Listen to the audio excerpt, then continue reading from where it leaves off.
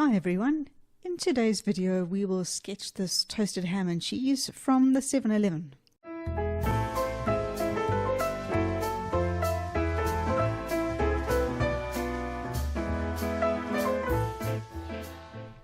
For today's sketch I've got a variety of Pigma Micron fine liner pens permanent, a Uniball Signo white pen for touch-ups, a travel paintbrush, a pencil, eraser, tissue paper and water.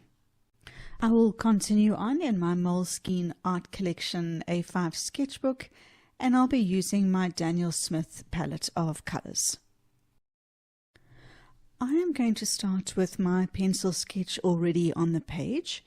If you would prefer to trace this sketch and follow along with me from this point, then the downloadable free PDF link is in the description box below, and you can feel free to download, print and trace that sketch. I'm going to go in with the pen work now, and I'm going to start with a Pigma Micron 0.1 permanent marker pen, and I'm going to go over my pencil lines. Anytime that you're going to be laying watercolor over your ink work, make sure that your ink is one that is either waterproof or archival ink, so that the watercolor doesn't cause the ink to run. As I sketch, I'm using a very light hand and a loose wrist to make sure that the lines that I put down are a little bit wobbly and not too rigid. I think that gives the sketch more character. As I said in my previous video when we were sketching the 7-Eleven signboard, and that gave me the idea for this video, the toasted ham and cheese from the 7-Eleven in Thailand is my absolute indulgence.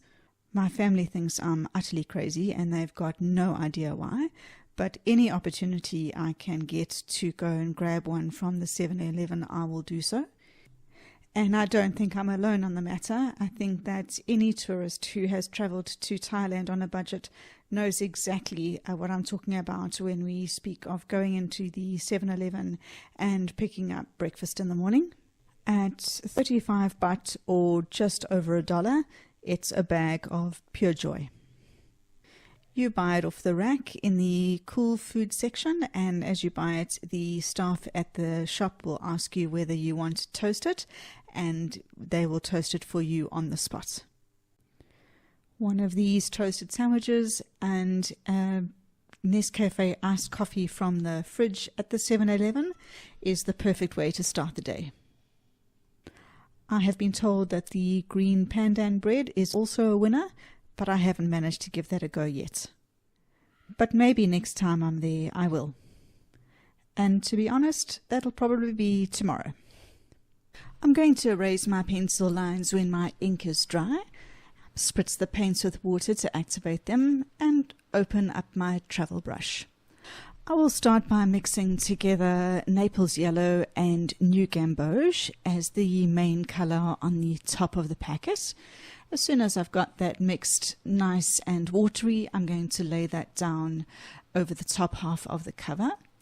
I want to reserve a little bit of white just to make the light pop out on the side of the paper. So when I go down the side here, I'm going to just leave a little bit of white. Then I'm going to add a little bit of burnt sienna and add a bit of shadow on the darker side.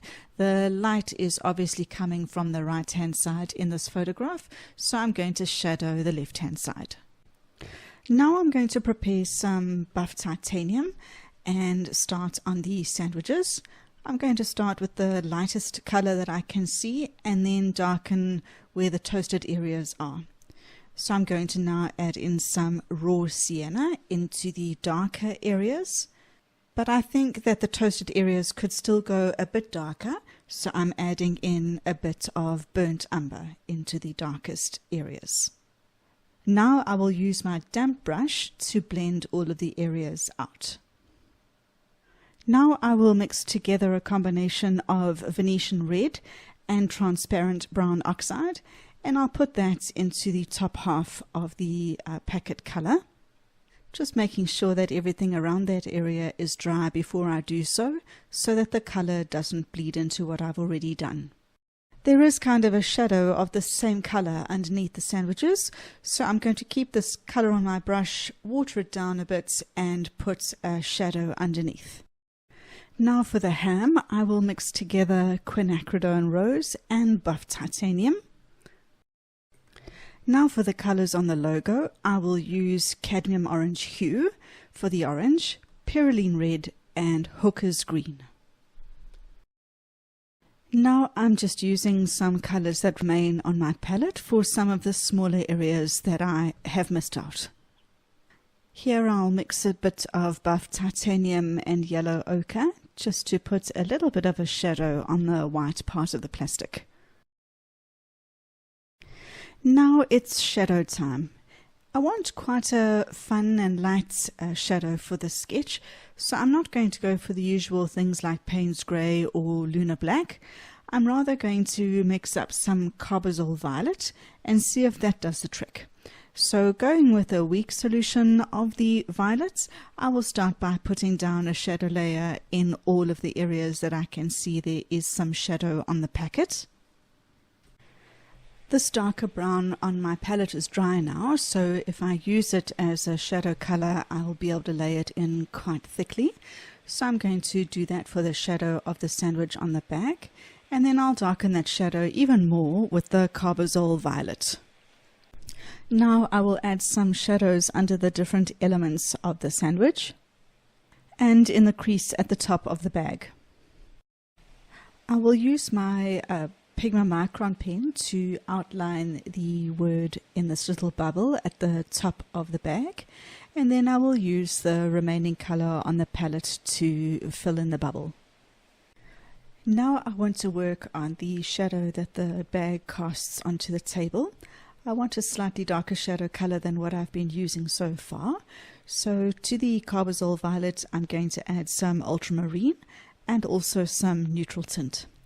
To lay the shadow down, I'm going to work wet and wet here so that the shadow can blend out nicely. I put some water down around the border of the packet on the left and bottom side, and then I will drop the shadow color in close to the bag and let it bleed outwards. Then I will use a clean damp brush to blend the color out. I want to increase the contrast and darken the shadow cast by the bag, so I'm going to put neutral tint on the edge of the bag and use a damp brush to blend the shadow outwards. For the white lettering on the bag, I'm going to use the Signo Uniball white gel pen. Gel pens are notoriously difficult to use on watercolor as they can block up, so I will test it before I use it, and if it does stop working at all whilst I'm putting the letters down, I'll just come and slide the pen over a clean page, and that should make it work again. So I will use this pen to put down any of the white lettering on the bag. Then one more time with the black Micron pen just to put in some black lettering here and any other little places that I might have missed. And then I will add a little bit of a written entry for my travel journal. And there we go, the finished double page spread. If you enjoyed this video, I would so appreciate a like, comment and subscribe. It helps so much to build my small channel. And check out some of these other videos that you might find interesting. Until next time, bye for now.